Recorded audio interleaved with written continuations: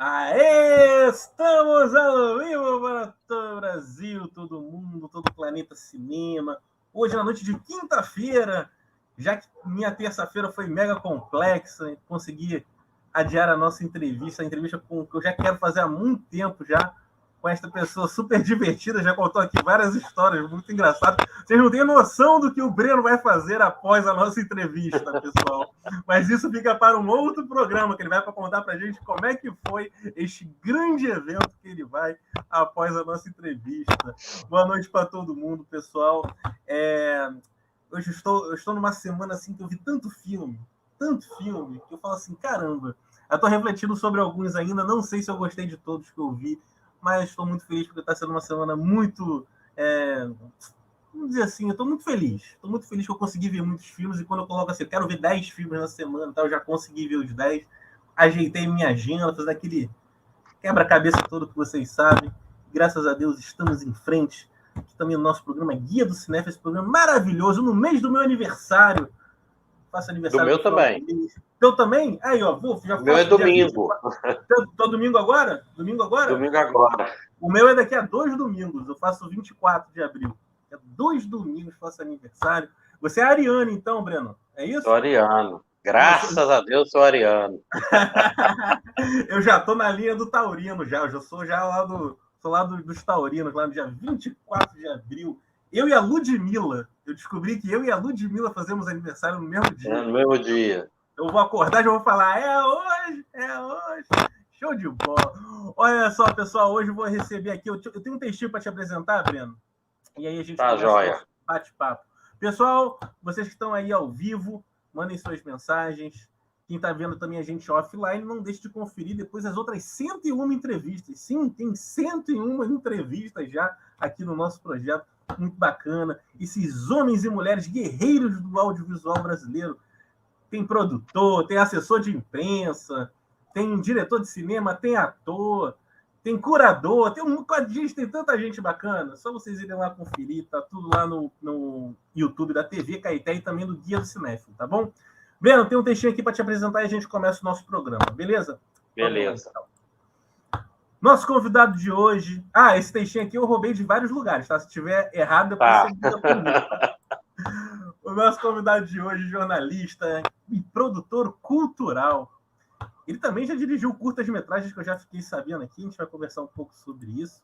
Ele é curador de um monte de mostra bem bacana. Ele tem até camisa já de uma delas ali, provavelmente, ou de um... Olha lá, ó. Olha lá que bacana. O Mida é o seu melhor companheiro. Olha lá de quem é, ó. Stephen King. Ele já fez também a mostra de Pedro Almodóvar, do Cacá Diegues, de tanta coisa bacana. É o querido Breno Lira Gomes. Ele conhece todo mundo desse universo do cinema. Brenão, boa noite para você, cara. Muito obrigado pela presença. E, cara, obrigado também por ter disponibilizado aí um tempinho, uma horinha do seu tempo para falar comigo sobre cinema. Tudo bem, parceiro? Tudo jóia. Muito obrigado aí. Boa noite para você, Rafael. Boa noite para todo mundo que está aí nos assistindo, acompanhando. Eu que te agradeço o convite, porque eu fiquei te devendo uma entrevista por escrito em 2020. Tenho vergonha disso até hoje. E aí você me convidou, eu falei, claro que eu topo, porque eu pensei assim, gente, o Rafael deve ter ficado com uma raiva, ou no mínimo ter me achado enrolado, né? Não, que aí, isso. Você é um querido, você é um querido. E a gente estava num período tão carente das coisas, né, que quando se começou o projeto, quase entrevistas por escrito mesmo, né, teve um momento, eu acho que você quis desistir, porque sempre tem alguém para poder querer puxar o tapete da gente, né? Eu fui lá, mesmo eu estando com as perguntas, não tendo respondido, né? Eu fui lá, não para com isso não, continua, é bacana. Então, eu estou aqui para pagar uma promessa que eu fiz lá em 2020. Não vai ser por escrito, mas vai ser aqui por vídeo, que aí já fica registrada aí entre essas tantas outras entrevistas que você já fez aí. Parabéns pelo projeto e pela iniciativa, viu? Tamo junto, Brenão. É que esse outro projeto que o Breno tá falando, pessoal, tá lá no nosso Guia do Cinéfilo, no blog, Guia do Cinéfilo, que eu tenho um blog, eu sou das antigas, eu não largo mão do meu blog. Tá lá mais de 500 entrevistas com cinéfilos e cinéfilas de todo o Brasil. Tem também pessoas que estão fora do Brasil, comentando um pouco sobre algumas questões interessantes lá. Está sendo muito bacana. O Kleber Mendonça Filho respondeu, várias pessoas bem bacanas responderam, e pessoas que a gente vai conhecendo, né, nesse mundo do cinema, e está sendo bem bacana. O Ali Muritiba também respondeu lá, tem muita gente bacana. Estou lembrando aqui que tinha, eu não me lembro agora qual a pergunta, eu sei que tem uma pergunta, eu ia responder sobre Cinderela Baiana. Isso, e vamos falar aqui, Eu nunca vi Cinderela Baiana, né? Eu lembro do lançamento e tal, eu morava em Belo Horizonte na época, né? Mas, assim, é interessante que a gente tem um novo diretor surgindo aí, que é o Lázaro Ramos. Se eu não me engano, o Lázaro Ramos tem Cinderela Baiana. É o primeiro filme do Lázaro Ramos. Ele e o Wagner Moura, eu acho, tem Cinderela Baiana no currículo. É verdade. Ontem, pessoal, eu e Breno estávamos na mesma pré-estreia, mas não nos vimos. Estávamos na pré-estreia lá do Medida Provisória, filme novo aí do Lázaro, né? Vai sair dia 14 de abril nos cinemas. Vale muito a pena, né, pessoal? Todos os filmes brasileiros sempre vale a pena a galera ir lá, pagar o ingresso, prestigiar o nosso cinema. Nosso cinema é muito bom. Tem muita coisa bem bacana. E conferir, né? Eu acho que assim, o filme do Lázaro é um filme muito importante. Sim. Né? Eu acho, hoje, eu tô fazendo uma produção local aqui no Rio, da exposição sobre o Monet. Inclusive, você está convidado, tá? Depois a gente combina para você ir lá ver a exposição Monet à Beira d'Água, que é uma exposição audiovisual, sensorial, entendeu? Bacana. Acredito que você vai gostar. E eu estava comentando com as pessoas lá que estão trabalhando com a gente, né? Tem muita moça e muito rapaz negro, né? Que é importante, e são jovens, né? É importante eles irem assistir o filme do Lázaro, né? Eu quero que a galera que lotou o cinema para ver Pantera Negra também lote o cinema para ver o Medida Provisória, sabe? É importante. É um filme muito importante, e eu acho que é um filme importante para todos, assim. É um filme. Sim, eu achei impactante. Eu achei impactante, sim. sabe, Breno? Impactante. A gente se vê ali de alguma forma, sabe? Eu acho que, assim, independente de você ser branco, preto, asiático, sabe? Você se encontra ali, né, no filme. Eu fiquei mais encantado ainda porque ele filmou aqui pertinho da minha casa, né? Eu moro na Rua Machado de Assis, aqui no Flamengo, e ele filmou num prédio que fica quase na esquina aqui da Machado de Assis com a Praia do Flamengo, né? E, inclusive, tem um plano no filme que eu não vou dar spoiler, mas que ele faz um plano aéreo assim e pega o nome da rua, Machado de Assis, né? E aquilo ali tem um sentido, pelo menos eu vi um sentido ali, né? E eu acho que as pessoas, vendo a cena e vendo o que está sendo discutido na cena, também vão entender o porquê que ele dá aquele foco na placa Rua Machado de Assis, né? Eu acho que ele não escolheu a locação tão próxima da Machado de Assis à toa, não. É uma boa pergunta para uma coletiva de imprensa, né? Sim, eu saí do filme ontem. De observações, assim, são muito interessantes. Sim, tem, porque isso é uma coisa assim, um dos projetos que eu tenho aqui, que está guardadinho e que, se Deus quiser, um dia a gente vai acontecer, é uma segunda edição da Mostra Pérola Negra, que a primeira que eu fiz foi com a dona Ruth de Souza. Sim. Né? E a gente tem uma segunda edição que é com Lázaro. Né? A gente já iniciou, inclusive, uma conversa com Lázaro. Então, esse projeto, um dia vindo à luz, é algo que eu quero ter a oportunidade, como curador, de conversar com ele, de entender, porque eu vi certas escolhas de locações no filme que quem conhece um mínimo, um pouquinho de história do Rio de Janeiro, vai fazer uma certa ligação, entendeu? Pelo menos eu interpretei dessa forma, né? O local lá onde fica a Adriana Esteves, o local onde é o hospital, eles têm uma importância histórica no Rio de Janeiro, né? Aquela região. Então, eu fiz essa relação, né? Eu fiquei pensando assim, gente, será que foi proposital? Ele pensou de filmar nesses lugares por conta da história que esses lugares têm, né? A importância histórica que eles têm. Não só da história do Rio, mas do Brasil, né? Deve ser muito bacana ver o Lázaro falando sobre isso, né? E também mostra também como é que todo esse processo também dentro de um filme, né? De pesquisa, Sim. né? De referência, né? Isso é muito bacana, isso é muito, muito, muito legal. Breno, quando tu fizer essa pergunta, depois tu me conta qual foi a resposta. Quero muito saber aí. Show de bola. Olha só, dá uma boa noite aqui pro Alisson Oliveira, meu querido amigo lá do CineWeb, grande crítico de cinema, grande um beijo para você. Tá sempre escrevendo lá na Carta Capital sobre livros. Ele sabe tudo. Isso daí é o rei das letras, que eu falo para ele. Grande Alisson Oliveira. Ele sabe tudo de cinema, o mundo literário e também de novelas. Vai entender assim de novela. Ele sabe tudo de novela. Quando eu era pequeno, Bruno, sabe o que eu fazia com as novelas? Eu ficava vendo aquele resumo que saía no jornal o Globo no domingo da revista. Aí eu ficava sabendo tudo o que aconteceu na semana toda.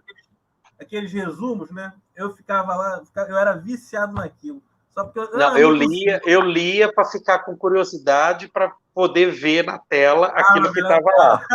Boa, e às vezes eu lia também para poder depois comparar, porque às vezes vinha errado.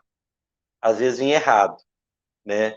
A gente sabe que o jornal é possível, às vezes, vir alguns erros, às vezes vinha errado. Né? Então, assim, eu ficava comparando, pô, mas lá no jornal dizia que ia acontecer tal coisa, não aconteceu. Isso quando eles repetiam da semana anterior, aí você ia ler lá e fala, pô, mas isso aqui foi o que aconteceu semana passada, por que ele está publicando isso aqui agora de novo? Sensacional. Deixa eu mandar um abraço aí para Karina também, ó. Sou amigo, ó, Karina Francis Urman. Sim, Karina. No coraçãozinho e uma claquete. Karina, minha querida, obrigado por estar aí conferindo. A Karina faz a produção local dos meus projetos em São Paulo. A gente, inclusive, está agora em cartaz, né, a BLG Entretenimento, que é a minha produtora. Uhum. Esse ano completa 12 anos de fundação da BLG. E a gente iniciou o ano aí com uma mostra Terry Gilliam, o onírico anarquista, que tem curadoria do Eduardo Reginato e do Christian Caselli. E começamos aqui no Rio, né, ficamos o mês de janeiro todo no Cinema 1 do CCBB aqui do Rio. Estamos no CCBB de Brasília até o dia 17 de abril. E começamos ontem no CCBB de São Paulo e vamos ficar lá até o dia 2 de maio. Então, queria convidar quem mora em Brasília para poder ir lá. É de graça, é gratuito. Que bacana. Tá? Então, quem está em Brasília e São Paulo, não deixa de conferir aí uma importante mostra de um cineasta que precisa cada vez mais ser reconhecido. Ele tem sua importância dentro aí da história do cinema, que é o Terry Gilliam. Né, fez filmes importantes como Brasil, o filme, né, os primeiros filmes do Monty Python também, foi ele que estava lá, ou dirigindo sozinho, ou dividindo a direção. Né, os 12 Macacos, né, lembrando aí do nosso querido Bruce Willis, que está se aposentando, que é um filmaço. Brad Pitt foi indicado ao Oscar por causa desse filme. Ele está maravilhoso, muito bom. Então, assim, inclusive, a nossa programação ela está presencial e também está online. Então, quem quiser, é só conferir. O site é blgentretenimento.com.br /Terry Gilliam DF ou Terry Gilliam SP. E aí vocês vão poder conferir aí toda a programação nas duas cidades. Show de bola, excelente aí, que bacana. Show de bola, Brenão. E tem catálogo online para os maníacos do catálogo. Tem catálogo. Não tem catálogo impresso, porque o CCBB, por enquanto, não está fazendo catálogo, não retomou a produção dos catálogos impressos. Então, é até importante o público também, né, lembrar o CCBB, volta com os catálogos impressos. Pô, é muito bacana, né? E é uma qualidade naquele catálogo. Esse aqui tem um punhado. Esse aqui é um punhado. E eles usam um material que sempre tem materiais muito bons nesses catálogos que dura muitos anos, né? Se você cuidar direitinho. São referências. É uma coisa que eu sempre falo muito com o Mário Abad, que é um crítico que eu sempre estou produzindo os projetos dele, né? Nós fizemos o Steve McQueen. Meu amigo. Seu amigo, Mário Abad, nós fizemos o último projeto que a gente fez junto foi o Steve McQueen, The King of Cool, né? E a gente sabe a importância que o catálogo tem, é o que fica, né, da mostra, né? Algumas a gente consegue fazer umas camisas assim para vender, entendeu? Pô, é muito bacana também, né? É muito bacana isso, Mas cara. o catálogo é Guardar o esse... que fica, e é o que o cinéfilo quer ter, né? Porque, Verdade. pelo menos assim, nos projetos da BLG, né, nos projetos que me chamam ou para coordenar ou para fazer a produção executiva, eu falo que o catálogo tem que priorizar texto inédito, artigo inédito, de crítico, de pesquisador brasileiro, né, de quem conhece a obra ali do cineasta ou o tema que está sendo tratado no projeto, né, e é o que fica, porque até hoje, olha, ano passado fizeram 10 anos que eu fiz a mostra do Almodóvar, que foi a primeira mostra que eu produzi num centro cultural, né? Eu tinha feito antes na Caixa Cultural aqui do Rio, em 2009, se eu não me engano, um encontro sobre cinema digital que fiz até com o Cavi, da Cavídeo. Outro Ele meu era o grande amigo. produtor. Outro grande amigo. E era um seminário com a exibição de alguns filmes. Então, assim, era um seminário que a gente estava discutindo o cinema digital numa época que ninguém ainda discutia a fundo o cinema digital, né? Eu estou falando de 2009, né? E aí, em 2011, eu fiz na Caixa Cultural a mostra El Deseu, o apaixonante cinema de Pedro Almodóvar. Eu falo que o Almodóvar é meu, sem ele saber, talvez, ele é meu padrinho nesse universo das mostras.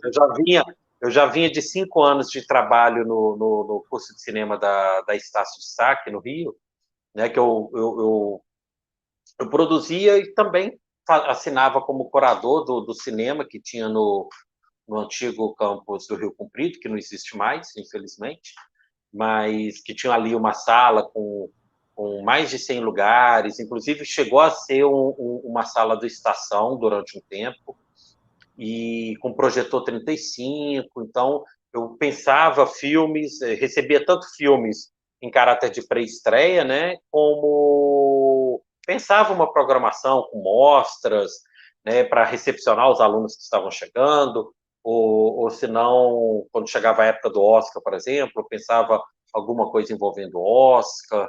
Eu lembro que quando a Companhia das Letras lançou o Hitchcock Truffaut, que era um livro que não era lançado no Brasil há muitos anos, né?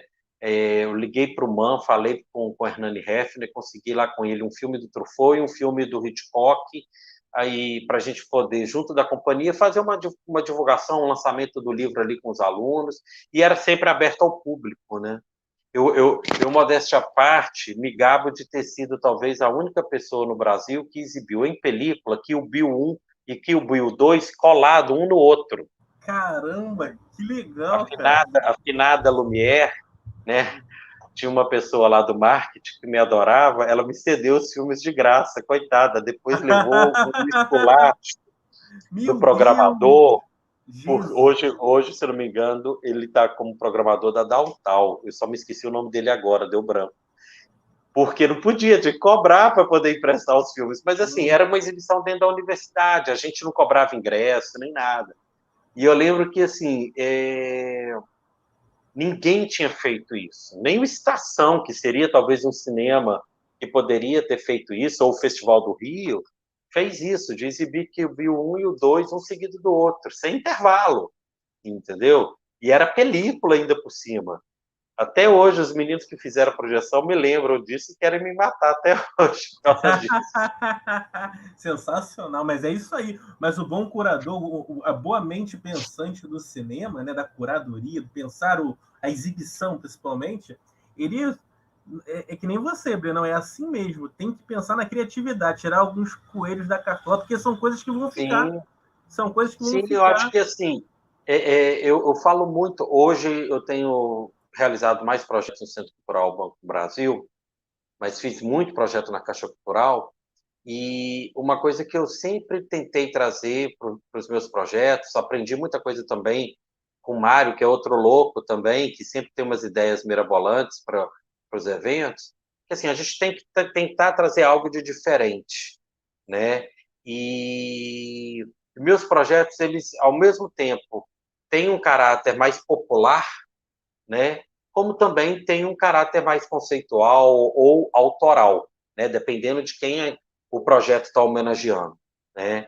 Eu lembro que eu fiz, em 2018, eu estava para fazer uma amostra do Tim Burton, e só que aí eu recebi uma negativa do Tim Burton, porque o Tim Burton estava rodando Dumbo na época, e ele não ia ter tempo para poder acompanhar. E ele é o tipo da pessoa que, quando ele recebe convite desse, ele quer acompanhar, ele quer saber que filme, além dos filmes dele, a gente vai exibir e tal, né? E fora isso, depois eu descobri que ele já tinha um projeto com o pessoal aqui do Rio, o pessoal da Rua 34, que era uma exposição que ia rolar, ia rolar um ano depois, em 2019, lá no CCBB de Brasília, e que vai estrear agora em São Paulo, na Oca, no dia 8 de maio, viu, pessoal? Então, fiquem atentos aí para a exposição Beleza Sombria dos Monstros, 13 anos de arte de Tim Burton. Uma exposição criada pelo Tim Burton, pela equipe do Tim Burton, com artistas brasileiros, onde foram criadas 14 salas, e cada sala representa um capítulo do livro A Arte de Tim Burton. Então, assim, a gente não vai ter objetos originais, não tem nada a ver com a exposição que aconteceu no MIS anos atrás, no MIS de São Paulo. É uma exposição imersiva, né, e bem interessante, bem interessante. E aí em 2018 eu não fiz essa mostra do Tim Burton, e em uma noite, numa madrugada, eu criei o Monstros no Cinema. Foi uma mostra muito bacana que aconteceu no CCBB, que era um antigo projeto que eu tinha, que era mais focado nos monstros da Universal, e aí eu ampliei, e é um projeto que eu ainda quero dar continuidade. Eu acho que ele tem como ter uma parte 2 e uma parte 3. Acho que tem muito filme que eu não consegui colocar e que daria para poder colocar, até porque filme de monstro sempre está sendo feito, né? Nunca está deixando de ser produzido, né? E aí em 2019 eu consegui fazer o Tim Burton lá em Brasília, encontrei o próprio, aí imagina a pessoa, né, diante do Tim Burton. Caraca, ia gelar, ia ficar assim, Jesus! Não, eu falando com o meu assistente, a gente vai encontrar o Tim Burton, vamos pedir ele para tirar foto, eu com o maior sorrisão e ele todo sério, né? E foi justamente o contrário, o Tim Burton com o maior sorrisão e eu todo sério, meio catafônico, assim. Eu não estava acreditando que eu estava tirando foto com o Tim Burton, né? Autografou meu Blu-ray do Beetlejuice, que é o primeiro filme do Tim Burton que eu vi. Caramba, Os fantasmas se divertem, né? Então, assim, eu acho que esse trabalho de curadoria, né, nas palestras que eu ministro, às vezes, para falar desse tema, eu acho que a curadoria ela é um misto do seu gosto pessoal, né, do que você, durante a sua vida toda, curtiu de assistir no cinema, né, e de ver, né, eu vou fazer 43 anos domingo, então eu fui criado vendo Corujão, Sessão da Tarde. Videocassete foi entrar na minha casa em 1990, mais ou menos. Minha primeira gravação em videocassete foi o episódio que a Globo apresentou no domingo de quem era o assassino da Laura Palmer, no Twin Peaks. Foi a primeira coisa que eu gravei, né? Porque foi um acontecimento, né? E eu lembro disso até hoje, a primeira coisa que eu gravei.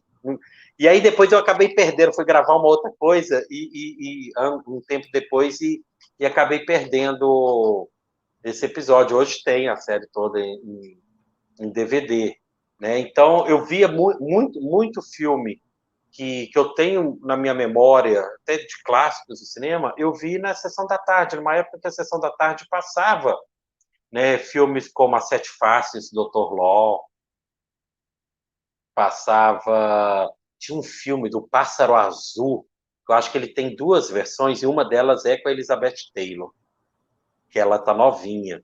A Sessão da Tarde passava muita coisa boa, pô. Passava muita coisa boa. Sim. Também. E esse O Pássaro Azul, eu lembro até hoje que eles iam, era um casal de irmãos, eles iam para um universo, para um outro lugar, era tipo um João e Maria, e aí o cachorro e a gata deles viravam gente, deixavam de ser cachorro e gato, e a gata era uma filha da puta, era a vilã da história, fazia tudo para atrapalhar a vida deles.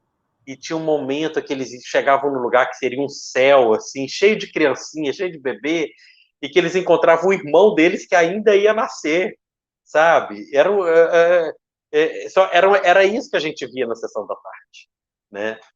E tanto Eu que tô às até vezes, aqui vendo, tô até aqui vendo a ficha do filme aqui, ó. Ficha do se eu não me filme. engano, é isso, Pássaro Não, Azul, é com a né? Shirley Temple? Sim, sim. Eu sei que tem uma Então, versão que tem a Shirley Temple. Eu posso estar enganado sobre a Elizabeth Taylor, posso ter confundido ela com a Shirley Temple. Mas eu via muito o Jerry Lewis, né? Jim Martin e Jerry Lewis. A Globo sempre passava filme deles. O que mais me marcou assim do Jerry Lewis é o circo. Tinha uma cena que ele de palhaço, ele fazia o palhaço, né? O Jim Martin era sempre o galã, né? E ele sempre o atrapalhado, o Jerry Lewis. E ele fazia um palhaço, aí tinha uma cena que acho que o circo, não sei se ele pegou fogo, aconteceu alguma coisa que o picadeiro estava ao ar livre, e aí tinha uma menininha que não ria com o palhaço de jeito nenhum. Não sorria, não achava graça no palhaço do Jerry Lewis. E ele se aproxima dela, tenta fazer nada e nada. E aí ele desiste e começa a chorar. Aí a menina acha graça, porque ela riu naquilo que a gente nunca imagina que vai acontecer com o palhaço, que é o palhaço chorar, né? E ela começa a rir e fala para todo mundo: ele está chorando, né? E aí ele se emociona, né? Que a lágrima dele, o fato dele chorar, finalmente tirou o sorriso da criança que ele não estava conseguindo tirar, né? Fazer sorrir. Então, assim, é isso que me marca, né, como cinéfilo, né? Eu acho que a minha construção como cinéfilo vem disso, vem da Sessão da Tarde, vem do Corujão, né? Assim Caminha a Humanidade, por exemplo, eu vi num Corujão, de sábado para domingo, na Globo, de madrugada. madrugada.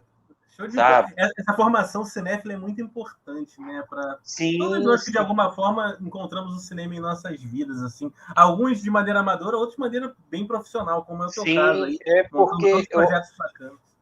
hoje eu acho que assim, né? Eu sou muito crítico do pessoal que fica baixando filme ilegal. Primeiro, porque eu não sei, e segundo, que eu acho que assim, se é ilegal, não adianta você justificar, vir falar que é uma ódio contra o capitalismo, colega, não adianta.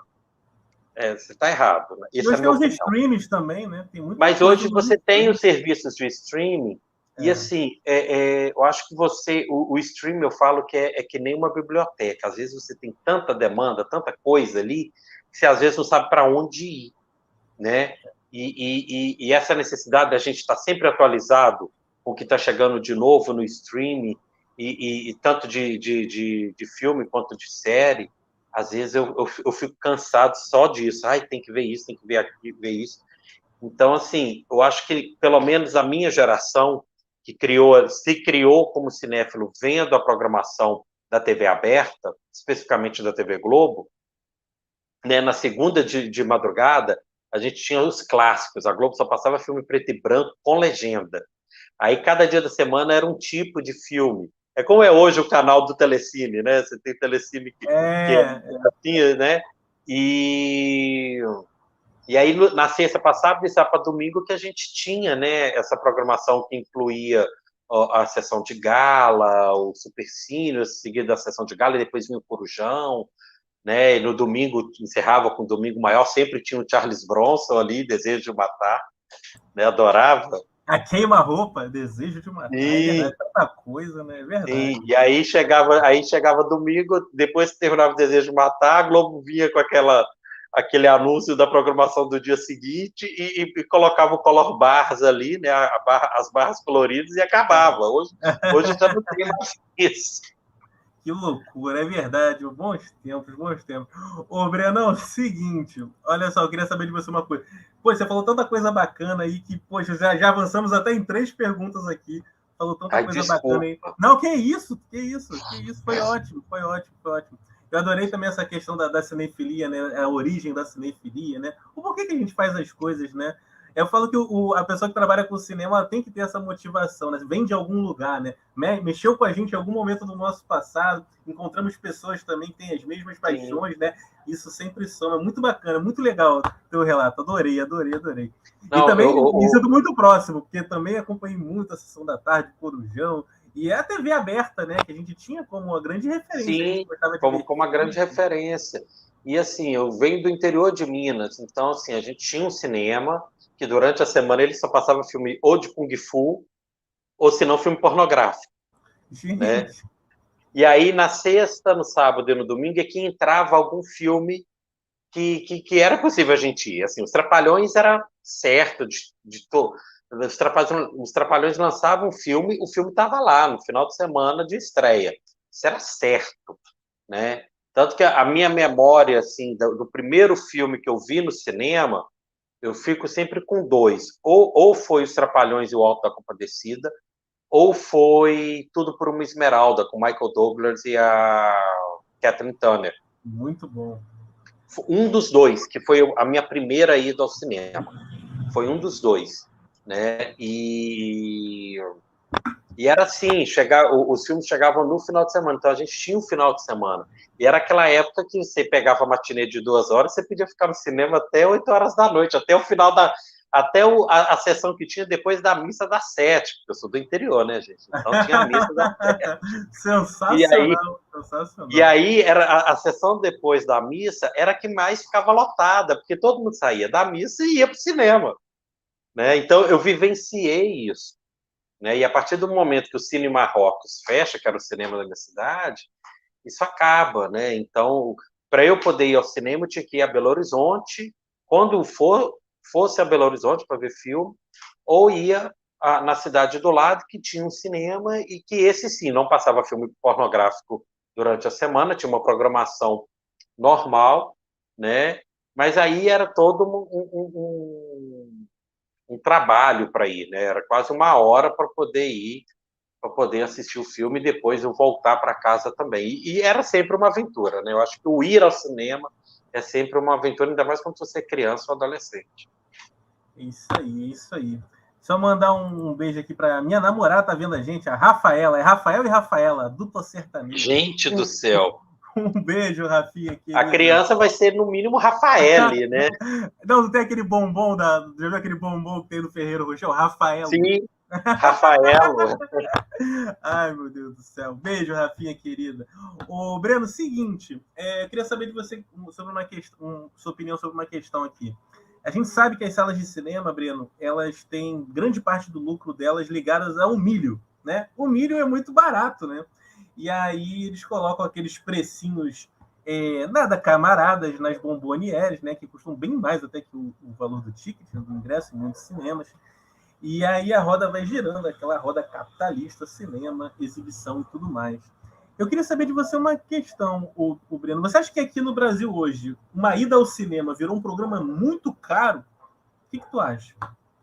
Olha, na minha opinião, sempre foi muito caro, né? Eu acho que a pipoca, você pagar num combo de uma pipoca com refrigerante, se pagar R$ 32, eu acho muito caro, que é o que eu pago. Eu vou muito aqui no Cine São Luís, né, do Grupo Severiano Ribeiro, que, na minha opinião, tem a melhor pipoca, mas eu acho caro. Tanto que eu vou deixar até aqui o meu protesto. Ontem, lá na pré-estreia, que era no cinema do Kinoplex, do Severiano Sim. Ribeiro, eles estavam dando uma pipoca no saquinho menor, né, na Mini. Faz o combo da Mini mais baratinho, com uma coca menor, entendeu? Eu acho que você não vai deixar de vender, de ter o lucro, né? Porque eu, por exemplo, me vejo obrigado, às vezes, a comprar um saco muito grande de pipoca e eu não como aquilo tudo, né? E é isso, a gente vê um desperdício, né? Cobra caro, oferece para o público, né, para o consumidor, uma opção de combo que só tem pacote grande, onde ele vai cobrar mais caro, e acaba que a pessoa que está sozinha, que eu adoro ir ao cinema sozinho, né, e eu não vou dar conta para comer um pacotão daqueles de pipoca, né? Eu acho que assim a pandemia, a partir do momento que as salas começaram a reabrir, eles tiveram que abaixar o preço do ingresso, né? Se eu não me engano, o São Luís aqui está com preço ainda abaixo do que eles cobravam, né, antes da pandemia, né? Consequentemente, também algumas promoções acabaram, né? Clientes net, claro, por exemplo, tinham desconto no Grupo Severiano Ribeiro, hoje não tem mais. em virtude da própria pandemia, né? Eu torço para que esses descontos possam voltar, porque ajuda, porque aí te estimula também a ir mais vezes, né? Porque eu acho que, assim, eu sempre coloco a minha família como parâmetro, né? Que éramos eu, mais 2 irmãos, meu pai e minha mãe, 5 pessoas, né? Imagina uma família de 5 pessoas indo para o cinema, né? De repente os filhos vão pagar meia entrada, tá joia? Mas a pipoca, você não vai conseguir comprar uma pipoca só para todo mundo. Se você não tiver que comprar uma pipoca para cada filho, né? Você vai ter que comprar ali pelo menos umas 2 ou 3, uns 3 sacos de pipoca para poder dividir, né? Então fica um programa muito caro, muito, querendo ou não, elitista, né? A pessoa que ganha salário mínimo não consegue ir ao cinema. Isso é complicado, né? Por mais que a gente tenha salas de exibição que tem um preço mais em conta, né? A gente tem em Guadalupe o Ponto Cine, né? Do Adail, que eu já trabalhei lá também, e que o Ponto Cine no momento ainda está fechado, que é um cinema que precisa realmente ter apoio, contar com patrocínio para poder se manter, né? Então, assim, eu não discordo que o cinema tenha que vender a pipoca, mas eu acho que a pipoca também não pode ser a principal fonte de renda do cinema, né? Eu acho que a principal fonte de renda do cinema é o filme, né? Tanto que, assim, eu não condeno de forma alguma quando colocaram todas as salas do São Luís aqui com Homem-Aranha, porque, cara, eles ficaram 2 anos praticamente fechados. Eu acho que a gente, nessas horas, também tem que ser sensível com o trabalho do outro, entendeu? Então, assim, muita gente criticou, foi para as redes falar e tal. Eu falei, gente, peraí, peraí. O próprio Marighella, que foi o filme brasileiro que mais fez público no ano passado, ele ficou muito tempo em cartaz aqui. Ele estreou no Globoplay, ele ainda estava em cartaz aqui no São Luís, entendeu? Então, assim, quando vem um filme, por mais americano e pipocão que ele seja, nesse período que a gente está vivendo, tá? Eu acho que era importante o cinema ter esse filme ali para ele tentar recuperar a receita dele, senão é mais um cinema que fecha, né? A gente já perdeu o Rox, o Odeon está fechado até hoje. Copacabana não tem Né? cinema aqui no Rio de Janeiro. Copacabana não tem foi um cinema. lugar que tinha tanto cinema, né? E Copacabana era uma cidade, talvez uma das únicas cidades do mundo que tinha cinema à beira-mar. Tinha mais de um cinema que ficava ali na Avenida Atlântica. É muito cinema, era muito cinema. Né? Muito cinema. Então, assim, desculpa ter voltado, porque você sabe, a gente conhece pessoas que falaram contra e tal, mas assim, eu acho que. E a prova de que esses filmes são importantes para a sustentação é que o Estação estava passando Batman, sabe? Porque ele sabe que precisa ter esse filme para poder garantir o trabalho de todo mundo que está ali. Eu acho que, né, que a gente também tem que ter essa sensibilidade, não só pelo momento que a gente está vivendo, né? Estou falando especificamente desse momento.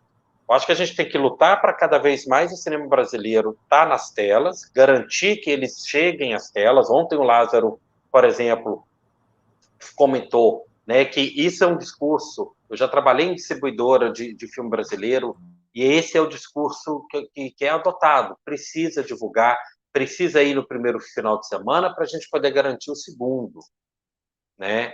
Porque você indo no primeiro final de semana, no final de semana de estreia de um filme brasileiro, você garante que ele esteja na segunda semana, porque o programador do cinema vai ver que está tendo plateia, que tem público, está dando renda, então ele vai querer ficar mais uma semana. Então, quem pode, quem tem condições, dia 14, esteja lá no cinema para ver a medida provisória do Lázaro Ramos, entendeu? Para o filme ficar mais uma semana, porque o filme não vai conseguir estrear na quantidade de salas que eles queriam, porque tem mais um filme do universo Harry Potter chegando no mesmo dia, né? Mas aí o Breno, assim, nesse caso do dia, né, ser do mesmo dia do Harry, do Animais Fantásticos, eu não entendi por que a distribuidora, assim, tipo, também tem isso. Colocou, assim, é porque a gente sabe que lutar contra um blockbuster dentro de um circuito que, como você falou, tem esse ponto de vista que você falou, que as salas estão se recuperando, então o que eu vou pensar? Vou botar um blockbuster para colocar, para poder. Lógico.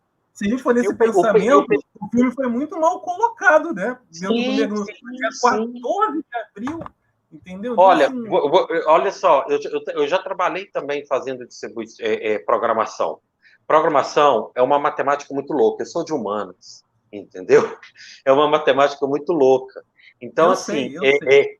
você também já foi programador, você sabe. Então, assim, isso que você está falando de medida provisória, eu estou pensando aqui comigo, caramba, eles tinham um hiato aí entre o Batman e o Dumbledore que dava para lançar o medida provisória. Porque hoje em dia, um filme, ele vai ficar em cartaz, assim, dependendo do filme, ele fica em cartaz 4 semanas e pronto, porque daqui a pouco ele já está no streaming, né? Ele já está aí no As janelas estão filme do muito Almor, próximas, né? As estão janelas muito estão muito próximas. próximas, né? Rafael, eu lembro que eu levei um ano esperando para assistir Jurassic Park, porque ele foi lançado em junho, julho de 93, ele só foi lançado em videolocadora um ano depois. Olha só, como é que mudou Porque isso, não hein? tinha mais cinema na minha cidade, eu não tinha ido a Belo Horizonte nesse período, então não consegui. Eu só fui ver o filme um ano depois. É. O último Matrix, eu não consegui ir no cinema assistir, ele já está no HBO. Já tá. É. Sabe? Então, assim, eu não entendo até onde é um erro do programador, até onde é um funilamento mesmo das salas do mercado, ou até onde é um posicionamento do produtor para querer se posicionar politicamente, para vir falar, olha, estamos perdendo para os americanos. Mas a gente já sabe, esse povo já sabe como é que funciona. Não sou eu, Breno, que vou ficar desenhando para eles, sabe? É que nem quando aconteceu com o filme da Ingrid, o terceiro lá de Pernas pro Ar, sabe? Respeito muito a Marisa Leão, mas ela vinha dizer, estão tirando o meu filme. Colega, você sabia que você ia competir pau a pau com um filme que talvez vai atrair um público maior que o seu, sabe? Eu acho que a gente precisa também, sabe? Eu acho que querer usar essas armas para poder acabar atacando de uma certa forma o exibidor. Eu acho que não é, eu pelo menos acho que não é assim. Eu acho que a gente tem que dialogar cada vez mais com os exibidores, mostrar a importância que o cinema brasileiro tem, né? Sim. Mostrar que o cinema brasileiro pode ter plateia, sim, pode ter público, sim, entendeu? E tentar um diálogo, né? Tem uma lei que nos protege, né? A lei tem que ser cumprida. Eu acho que a gente tem que fazer ela ser cumprida, entendeu? Mas assim, eu acho que a gente também tem que ver por que o filme do Lázaro vai estrear junto com o do Harry Potter, É um sabe? filme tão importante, um filme tão É um filme importante, né? tão importante quanto. Eu acho que é menosprezar o filme do Lázaro, sabe?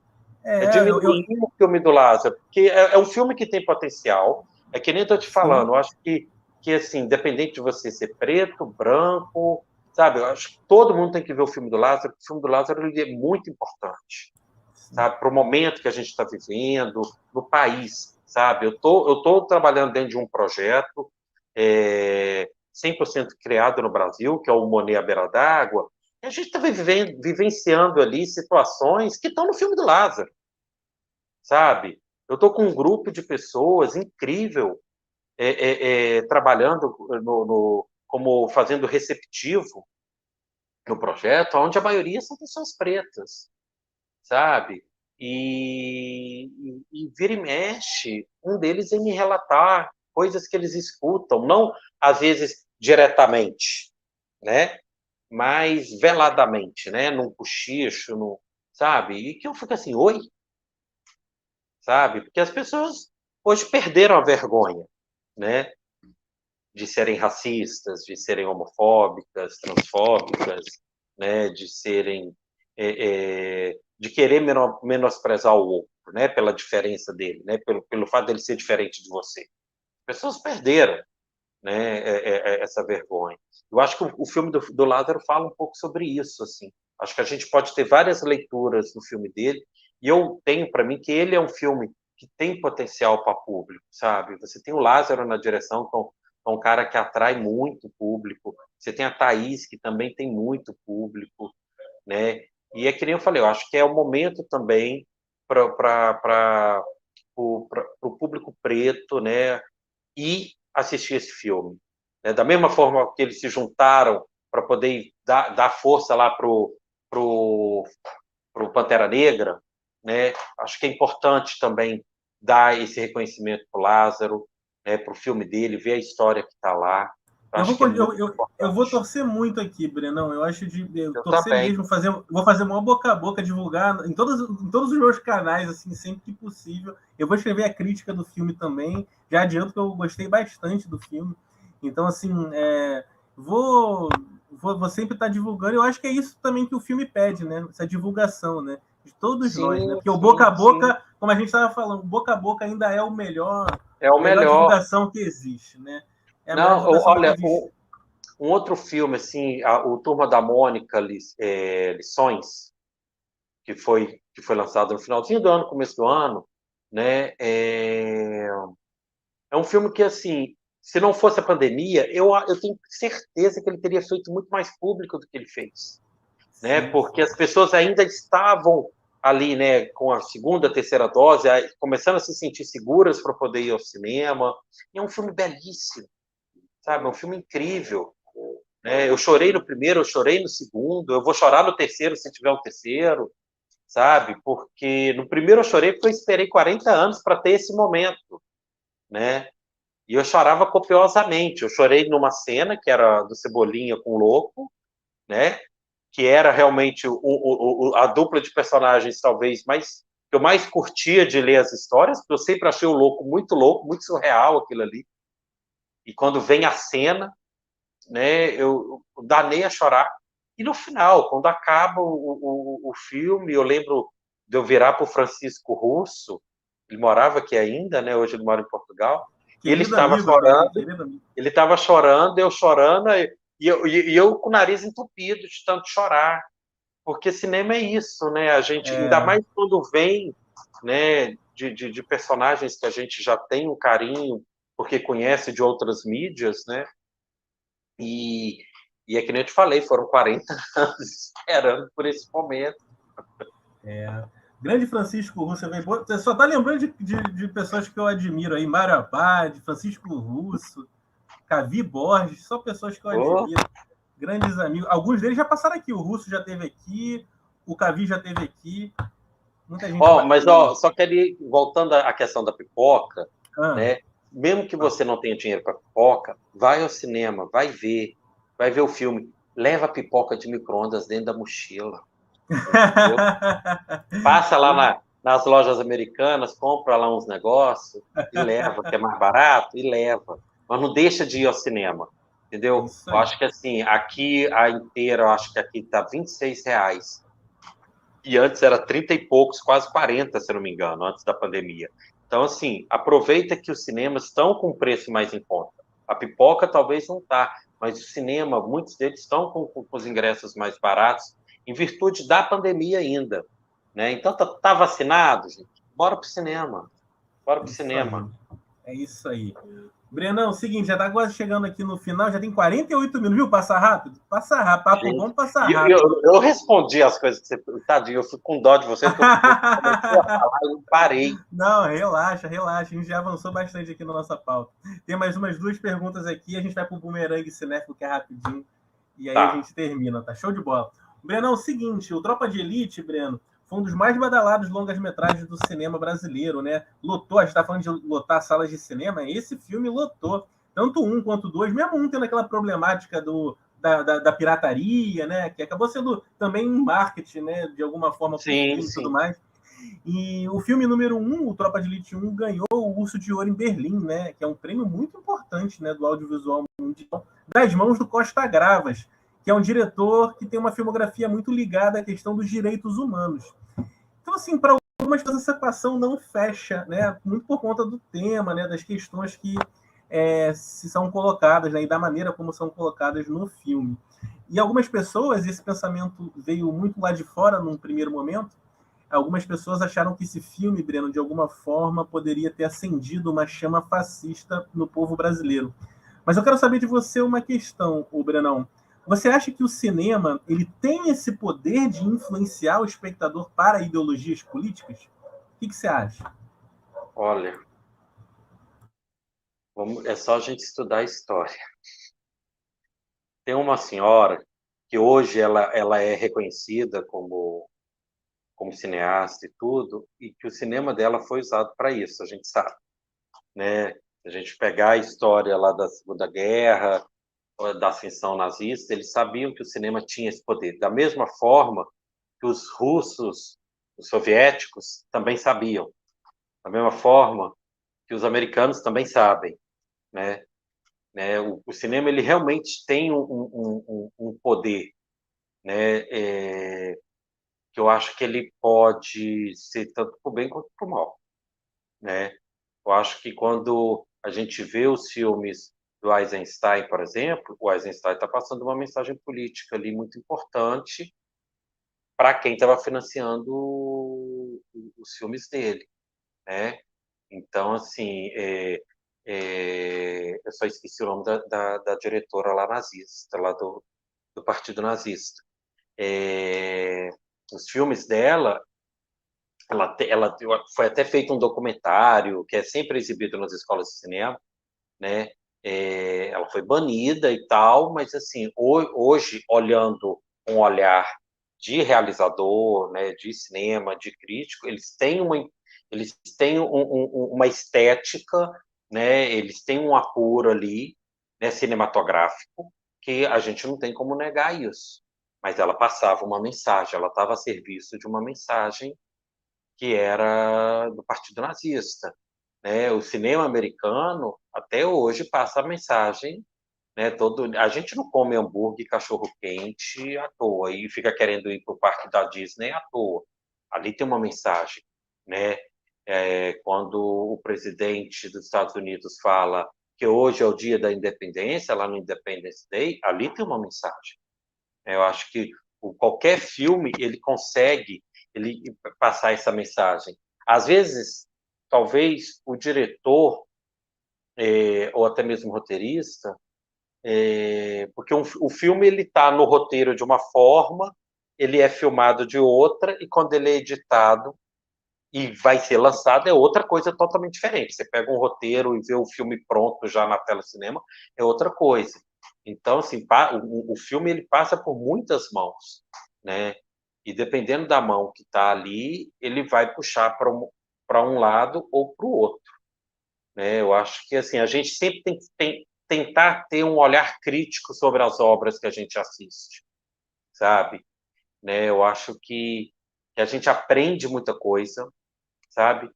Eu acho que, de forma alguma, a gente tem que pegar esses filmes e destruir e banir eles, como estão fazendo com O Vento Levou, sabe? Desculpa, eu vou sempre ver o Vento Levou, sabe? E eu acho que ver o Vento Levou é nos lembrar que a gente não pode voltar a ser daquela forma, sabe? Que a sociedade não pode ser uma sociedade que pense como aquela sociedade que é mostrada no filme. É assim que a gente tem que lidar com o Vento Levou hoje, sabe?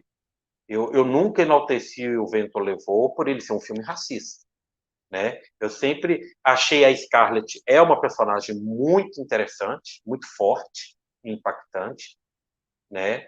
Mas assim, a gente hoje tem que ver o filme dissecar, é um cadáver, né? Você disseca ele de forma que a gente entende hoje o que eles queriam dizer e a gente não deixa que essa mensagem seja repetida. Eu acho que é muito fácil você banir o filme. É mais fácil banir do que você explicar. Do que você sentar com as pessoas, assistir o filme com as pessoas e dialogar. Dizer para elas por que a Mami é mostrada daquele jeito não foi legal. Dizer para eles que a atriz ganhou o Oscar de atriz coadjuvante, foi a primeira atriz negra a ganhar, e que ela não podia entrar no hotel para receber o prêmio. Eu acho que é isso que a gente tem que trazer hoje o diálogo com um filme como O Vento Levou, sabe? Então, pegar os filmes do Eisenstein e contextualizá-los dentro da época, não só contextualizar a genialidade do realizador Eisenstein. É que nem pegar os filmes do Glauber. Vamos contextualizar os filmes do Glauber, os filmes do cinema novo, né? e mostrar como que eles tinham e ainda têm importância para a nossa formação, sabe? Eu acho que o cinema tem esse poder. Então, o filme, pegando o filme que você deu de exemplo, né, eu lembro que o filme foi tão impactante, né, que eu saí da coletiva de imprensa, foi em Copacabana, se eu não me engano, durante o Festival do Rio. Eles entregavam para a gente na época um pressbook, né, impresso, bonitinho e tal. Eu estava dentro do ônibus, Rafael, juro por Deus. Eu trabalhava na Estácio de Sá nessa época ainda. O ônibus estava pegando ali a Pinheiro Machado, quem conhece o Rio, uma rua aqui de Laranjeiras, onde fica o campo do Fluminense. Tinha que falar do Fluminense, o Mário vai ficar feliz se ele ver isso. A gente estava descendo, o ônibus estava descendo o viaduto. Tinha um garotinho sentado do meu lado e eu estava vendo o pressbook. A pergunta dele para mim: e lançaram álbum de figurinha do Tropa? Né? Então, assim, esse é o poder que o cinema tem, sabe? A criança sabia quem era o Capitão Nascimento, sabia quem era o Tropa, e ele achou que tinha um álbum de figurinha. Aí eu falei para ele que não era um álbum de figurinha, expliquei para ele o que era, né? Mas aquilo eu achei tão louco, né? Porque aquela criança ela pode ter recebido uma mensagem sobre a figura do Capitão Nascimento que talvez eu não estou na cabeça do José Padilha, de quem escreveu o filme, então não posso ficar falando, mas são deduções que eu imagino. Talvez ele até pensou o filme de um jeito, até porque, se eu não me engano, tem uma história que o protagonista era o André Ramiro, não era o Wagner Moura. Tem essa história que não era o Wagner Né? Moura o protagonista. Então, é isso que eu estou te falando. O filme, ele no roteiro é uma coisa, quando ele vai passar de edição é outra, quando ele vai ser lançado é outra. Não é à toa que Hollywood faz sessão teste e, se precisar, corre lá para filmar mais coisa. Né? Então, assim, se ele queria passar essa mensagem, eu realmente não sei. Não sei o que está na cabeça dele. Mas nós, né, como público, né, e eu falo nós, assim, da crítica, as pessoas que têm uma base de conhecimento, mínima que seja, enxergou uma mensagem, né? E dependendo da reação de quem estava vendo, a gente tinha comprovação dessa mensagem, né?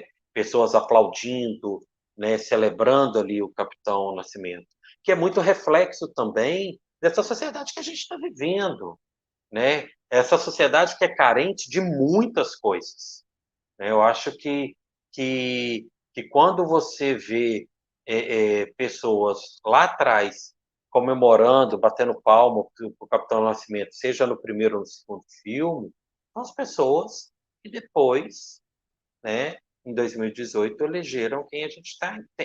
Elegeram as pessoas, não uma única, porque são várias, mas as pessoas que a gente tem aí, né? Então, assim, a gente também tem que tentar entender quem era aquela sociedade daquela época, quem eram aquelas pessoas e quem era essa sociedade que a gente tem hoje.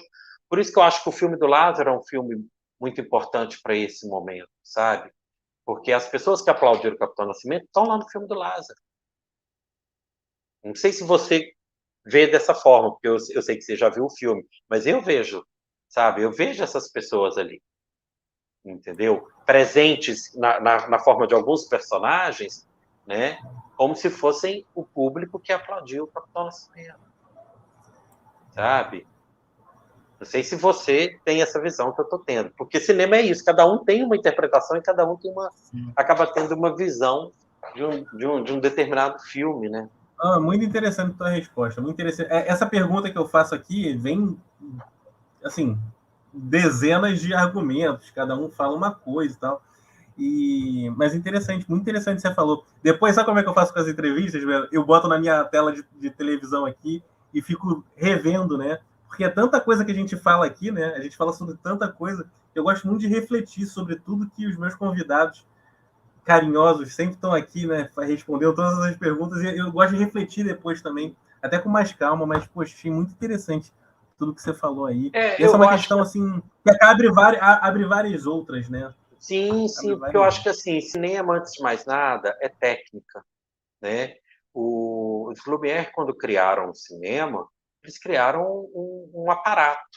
Eles não pensaram em obra de arte, nada disso que a gente hoje vê o cinema. Isso foi com o tempo, né? Aquele aparato criado pelos irmãos Lumière, com o tempo, pessoas sensíveis foram encontrando naquele aparato, uma forma de expressar sua arte, né? Méliès fez isso, né? E aí, com o tempo, isso vai sendo desenvolvido, né? O Griffith faz isso, né? E até hoje a gente estuda essas pessoas, né?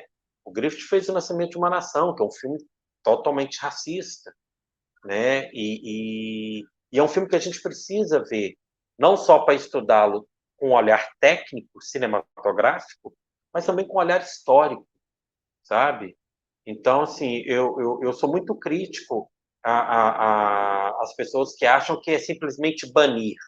Não, vamos exibir, vamos conversar, vamos dialogar, vamos entender, vamos contextualizar. Acho que hoje as pessoas estão com preguiça de contextualizar, sabe?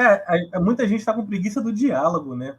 O Sim, diálogo ele é sim. muito importante, né, Breno, para a gente poder aprender, né? Eu acho que cada conversa a Aprender. gente aprende, mas as pessoas estão, como você falou, é preguiça, é não querer, é muito mais fácil ficar com a sua própria opinião, né? De não querer ver talvez um outro ponto de vista sobre uma situação que pode te enriquecer como pessoa, né? Dentro de uma sociedade que Sim. precisa, né?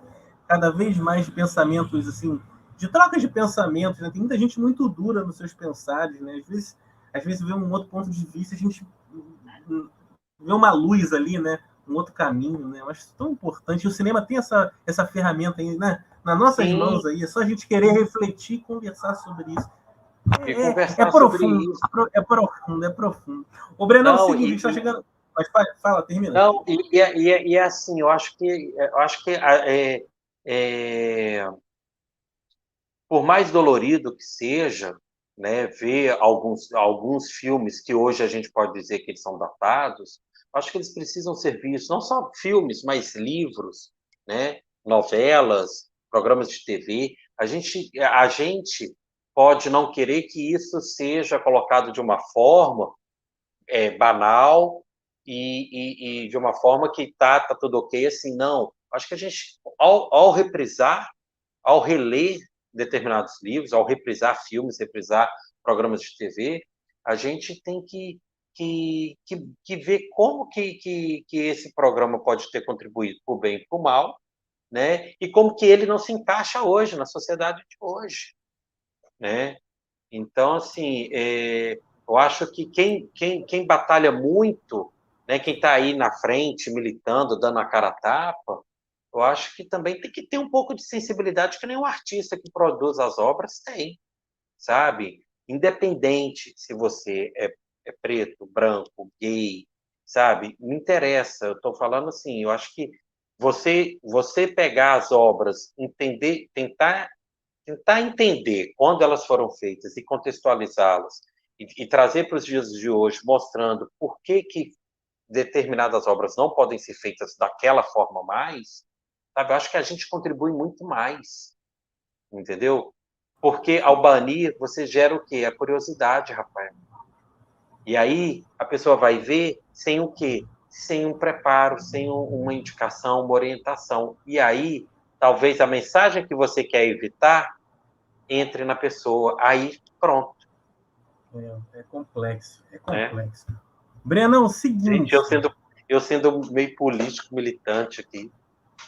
Não, que isso, você levantou pontos de vista Não, interessantes. eu tô falando isso porque na faculdade eu era o alienado da turma, entendeu?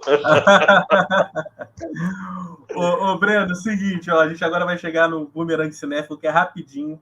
Lembra aquele programa da Marília Gabriela? Que ela falava assim, Sim, sim. uma cor, uma roupa, entendeu? E aí você responde com uma palavra ou um curto pensamento.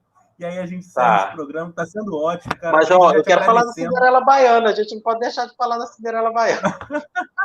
Eu até pulei aqui a Cinderela Baiana, que já ficou um pouco grande. Depois eu te chamo de novo, a gente fala um programa exclusivo assim da Cinderela Baiana.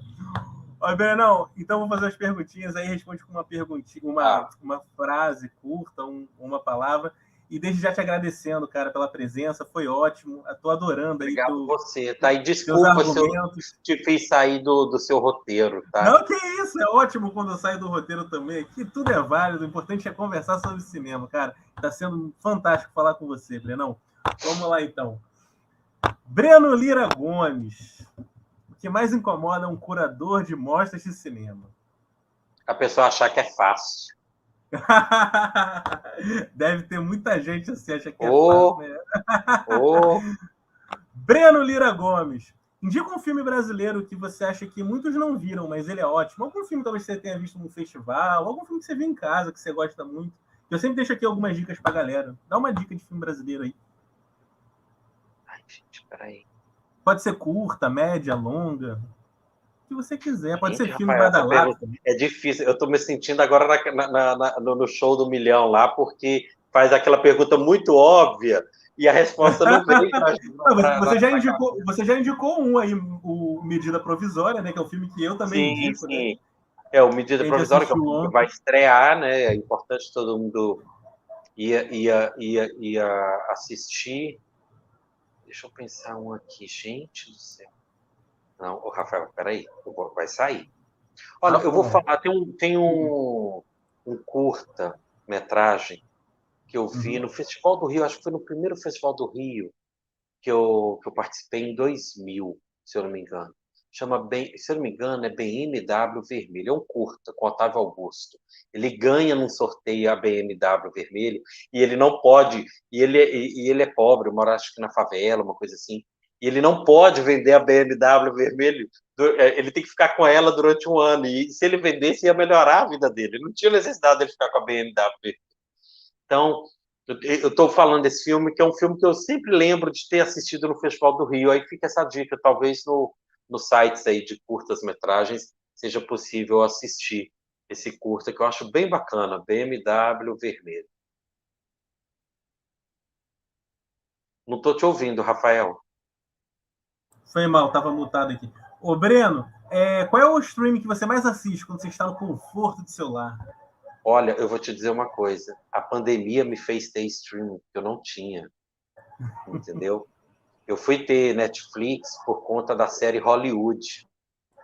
E aí eu comecei assistindo no celular.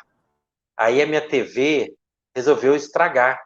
Aí eu comprei uma gigante com acesso à internet, porque a que eu tinha era pequena e não tinha acesso ao serviço de streaming, né? E eu tenho que confessar que ultimamente eu tenho assistido mais Globoplay, porque antes de ser cinéfilo, eu sou noveleiro. Então eu fico vendo lá as novelas antigas, ou pelo menos indo nos capítulos que eu mais lembro. Então, assim, eu estava vendo que Rei Sou Eu outro dia. Rever que Rei Sou Eu hoje em dia, sabe? Principalmente o último capítulo, é muito interessante. Pensar o Brasil que veio depois de Que Rei Sou Eu, né? É muito interessante. Porque a leitura na época era uma, hoje eu faço ela totalmente diferente. Show de bola. O Globoplay, lembrando que o Globoplay, galera, a gente sempre fala aqui, tem um acervo muito bacana de várias décadas do nosso cinema, de Sim, várias fases do sim, nosso sim. cinema, então tem muita coisa bacana, além das novelas, claro, todo o Além das conteúdo lá da novelas. Globo, que é bem bacana, né? Ô, Breno, seguinte, na tua infância, em qual cinema que você assistia mais filmes, assim? Aquele cinema da tua cidade, quando ele existia Sim, lá ainda? no, no Cine Como é que era o Marrocos. nome? Cine Cine Marrocos? Marrocos, Art Deco. O prédio existe lá, hoje é outra coisa. Ficava na praça principal da cidade, do lado da prefeitura, Que sabe? bacana. Cine E Marrocos. ele tinha muito lugar, eu acho que ele tinha mais de 2.000 lugares. As cadeiras do Cine Marrocos eram de madeira. Hoje elas estão na catedral da cidade, ou seja, a cadeira onde o povo via Caramba! filme pornô, hoje está dentro da igreja, tá? Jesus Cristo. Então, assim, e eu lembro que era um cinema menor, menor. E eu ia em grupo, nós éramos um grupo de 5 moleques de escola, né? E a gente entrava, como eu te disse, na matinê, 2 horas da tarde, e sentava lá na primeira fileira, que eram 5 lugares, que eram os nossos lugares, entendeu? Então tem umas coisas que eu ainda me lembro. E era um cinema muito grande, tipo o Cine Tijuca aqui, que hoje é a Igreja Universal ali na Praça Sáenz Penha. Era algo Sim. gigante, sabe? Que bacana, cara. Que bacana. Show de bola.